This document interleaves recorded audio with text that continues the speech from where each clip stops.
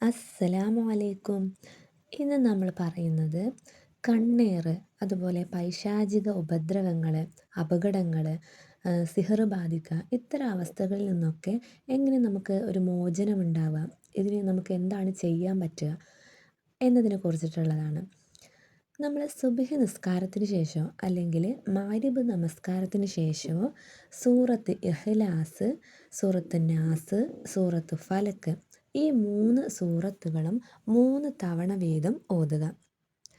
സൂറത്ത് ഇഖ്ലാസ്, നാസ്, ഫലക്ക്, ഈ 3 സൂറത്തുകളും സുബ്ഹ് നിസ്കാരത്തിന് ശേഷം അതുപോലെ മഗ്‌രിബ് നമസ്കാരത്തിന് ശേഷം ദിവസേന ഓതിക്കഴിഞ്ഞാൽ ഇത്തരം സിഹ്റ് ബാധിക്കുക, കണ്ണേറ്, അതുപോലെ പൈശാചികമായ ഉപദ്രവങ്ങൾ, ഇതിൽ നിന്നെല്ലാം നമുക്ക് ഒരു മോചനം കിട്ടുന്നതാണ്. നമ്മളെല്ലാവരെയും അത്തരം അപകടങ്ങളിൽ നിന്നെല്ലാം അല്ലാഹു തആല കാത്തുരക്ഷിക്കട്ടെ. ആമീൻ. അസ്സലാമു അലൈക്കും.